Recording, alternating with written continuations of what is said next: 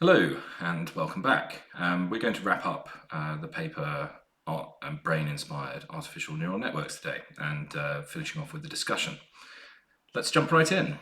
So, this opinion article explored the parallels between brain regions from sensory integration in the thalamus and basal ganglia to complex decision making in the prefrontal cortex and the progression of artificial systems from elemental AI handling inputs like text, images, and speech to the integration of machine learning and deep learning algorithms, driving advancements towards artificial general intelligence.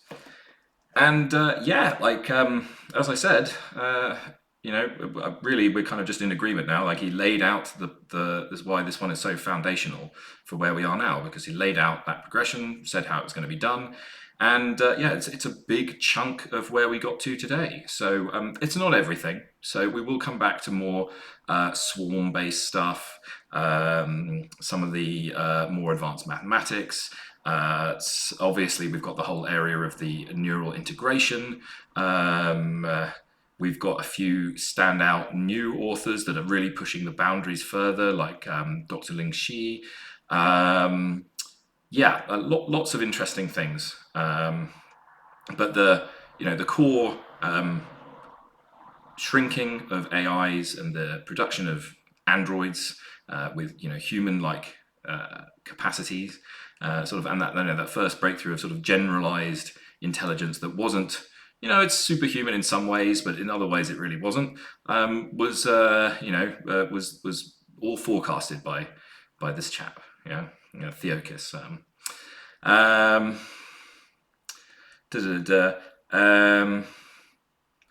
Yes. Neuromorphic computing aims to emulate brain neuroplasticity, enabling dynamic memory mechanisms that could mitigate catastrophic forgetting, which again we talked about already, while overcoming challenges related to volume, space, and velocity in neural processing. That's the big three, isn't it? So volume, think more stuff. I think probably that's kind of like the cool superpower, because volume was already, by the time this guy was writing, 2025, that volume thing had kind of already been solved, basically. We had a lot of stuff. We had a lot of big server farms. The GPU was in existence. Graphical processing units and then specific AI processing chips. We could handle a volume. Space is a huge deal. So space and energy requirements, that was a huge breakthrough, right? You can't have androids if they're constantly having to, if they're the size of a server farm under Alaska, right? Velocity, so the actual relative speed of computation as well. So again, if you're having to do a lot of feed forward, feedback stuff all the time, again, so we had big breakthroughs because we had pre-trained models, right? So ChatGPT was around when this guy was writing. The training and the learning takes forever. What is it, 700 million parameters or something that was in GPT-4. That's a lot. It was already more than the human could handle. But the outputs could, once the model's trained, the outputs can be delivered quite quickly. So that was good. Still, especially in the space, I think the thing that the biological networks, the space and just energy requirements. The 20 watts to power a brain. 120 million connections. It's several orders of magnitude better than what was happening in silico. So big breakthroughs there. These technologies also hold promise for introducing top-down and bottom-up control within AI systems, mirroring the hierarchical and bidirectional processing found in the brain. Yeah, exactly. So we got that too, which meant to much more redundant and effective and more biologically inspired systems, which leads to more smartness. SNNs could facilitate more efficient memory consolidation, whereas neuromorphic computing may enhance adaptability by integrating high-level goals within sensory processing. And of course, we push both these boundaries together, all at the same time. While these analogies reveal valuable insights, they also expose critical limitations. Constructing systems that approach human intelligence remains an existentially precarious endeavor. Yes, it's amazing. If you go back and you read the sort of the 2020s and 2030s literature, virtually every paper finishes off with this like, hey, like, whoa, like, you know, artificial general intelligence or super intelligent systems, which became the kind of the main, because general intelligence is hard to define. We might come back to a video on that discussing why that is. But super intelligence is actually easier to define. It's like, can you beat an expert human in any expert human task, right? So then you have super intelligence. So there's an actual much easier benchmark to work with super intelligence as opposed to general intelligence, right? Because, maybe I'm not generally intelligent, I think I am, but I might not be, right? Yes, so during this period, it was constantly raised as an issue. Like superintelligence is, could be bad. Like once it's there, we won't know what to do. Right? There were guys, the poor AI safety guys. They're out there. They're on the internet. There's a few handful of their jobs. They couldn't even get jobs. They probably still can't in 2080 because their actual desire to save us from super intelligent AIs and prevent harm from being caused to people wasn't in line with corporate values. Yeah, values. Okay. Yeah. If you want fun, go and watch some of those guys. AI safety. It's depressing, but but also kind of funny. But anyway, so yeah, and in the academic literature, it was well known, right? It was well known that these are difficult, but didn't stop anyone, did it? Just got to keep tinkering away.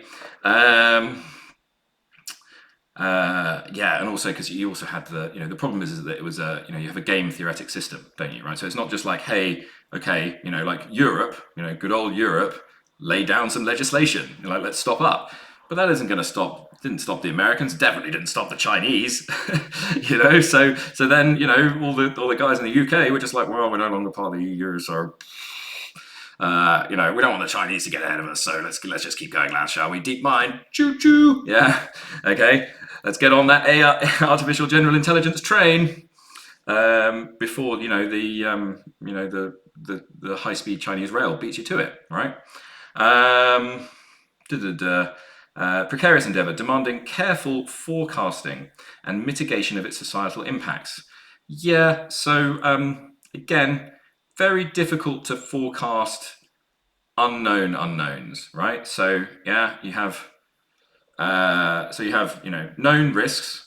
That's good. Like that was a lot what I was dealing with when I worked in healthcare, right? Like we could calculate the mortality risks of elderly patients fairly easily. It's very depressing. It's very, very depressing when. So just to give you a little insight into something that made me very, very sad is that when I was working as a data scientist building mortality models with data that was working with the NHS, like some of the models kept breaking, and they're just simple sort of like regression and logistic regression style models. So it's the chance of die or not die, within said time period. Yeah, maybe after a procedure or after a readmission or whatever, right? Some of the models kept breaking, so I was like, okay, let's pull out the data. So they're mostly in very elderly patients with long lists of secondary comorbidities, right? So they were in for let's say a chest infection, but they might have had 40 other comorbidities. I'm not kidding there, 40 other conditions that they had, right? For a very, very elderly patient. And the mortality models were breaking because it was returning 100% risk of death, right? Because, within 30 days. When you end up with situations of dividing by zeros, if you have 100, if you have ones and zeros in the model, right, it should always be like a 99.99999. Because of rounding due to the so it was a 99.99999 and it wasn't wrong.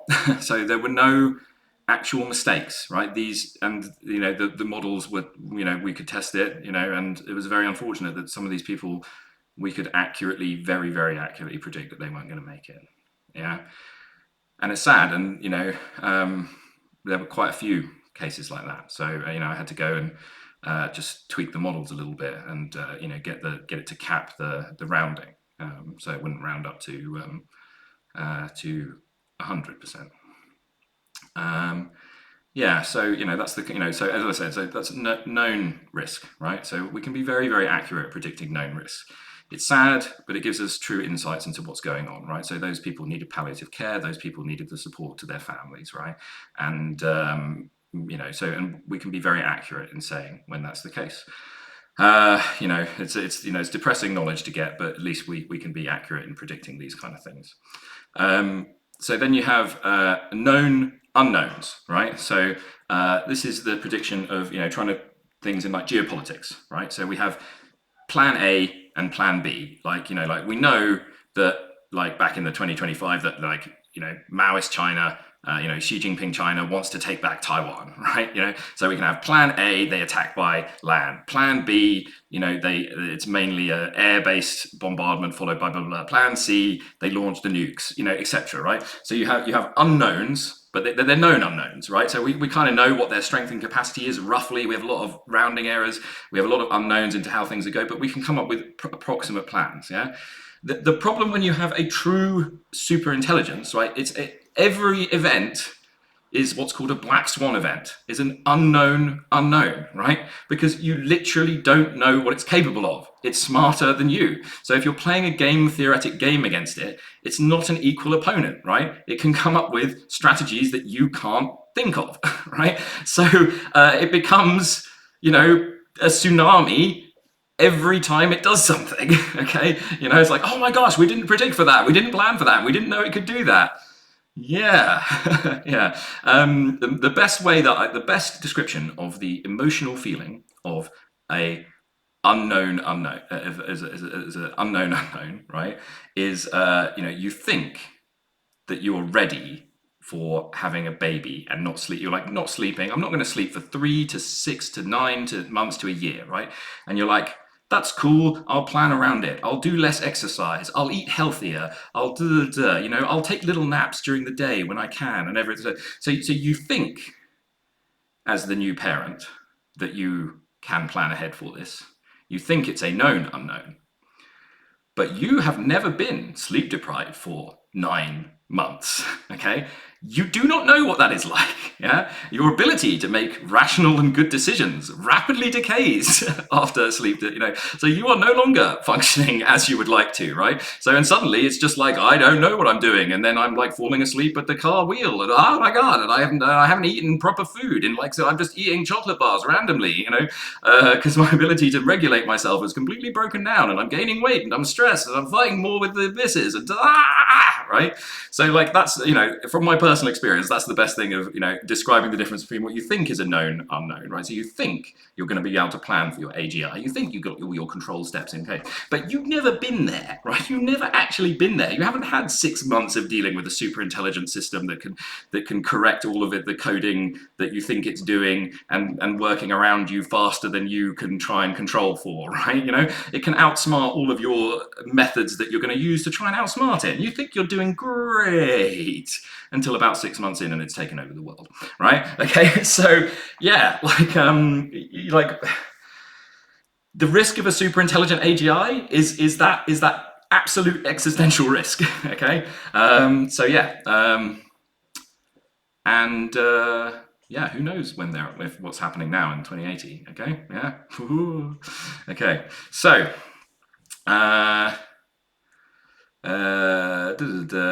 yeah, despite these challenges, I posit that integrating neuroscience inside mechanism to AI, paired with implementation of robust regulation, so he's a regulation guy, to ensure the safety and ethical alignment. Yeah, so alignment is the correct word. Yeah, so this in AI safety research is called the alignment problem, right? That's does the AI want to do what we would like it to do? Does it share the values that we've given it, right? Is it actually trying to do what we're trying to do? Let's say we want it to, acquire widgets. Is it acquiring widgets because it wants to help us? Or is it because it's addicted to acquiring widgets and it will murder everyone to get a widget? So even in the goal-seeking behavior, we can be looking behind the scenes and is it really aligned to what we're thinking, right? Yeah, well, there are some methods for testing alignment, right? So Dr. Ning Shi's original PhD was actually in alignment. So yeah, so we'll come to some of her work on that at some point. Yeah, and she was working at one point with one of the top models at RP Intelligence, Dagger, right? So, and making sure that it was aligned, hopefully, right? Okay, good. Ethical alignment will not only bridge existing gaps, but also unlock the transformative potential, advancing both scientific discovery and the future of human-centric technology. Yeah, hopefully, yeah. I do think that the integration of man and machine is pretty much the only proof against this, right? So if we develop superintelligence AIs and they're not directly plugged into our brains, and like we're not like an equal or majority shareholder, as it were, in these systems, I think that it's true existential terror risk, right, of the universe. Of the human universe ending, right? That's why I'm pro, integration of technology is my kind of position. But that comes with its own challenges and risks. Anyway, so yeah. Is there any good solution? Not that I've seen so far. Okay, all right. Yeah, so, and then just to finish off on the author contribution. The single author, Theokis, was responsible for the conception of the ideas presented, writing, and the entire preparation of this manuscript. The author read and approved the final manuscript, and the author has participated sufficiently in the work and agreed to be accountable for all aspects of the work. The author would also like to thank. The author would also like to thank the staff and patients at Bethlehem Royal Hospital for their valuable insights into the nature of the human mind. Funny thing to end on. Yeah, so yeah, that's just the last thing. Just a reminder, these little funny things happen in scientific research. That the foundational paper that AI, the human-centered AI for like androids and stuff was built. The groundwork of it, the structure of it, was laid out by a psychiatrist, not a computer scientist, but it was also a psychiatrist who was studying the criminally insane. Truth, sometimes stranger than fiction. See you all soon.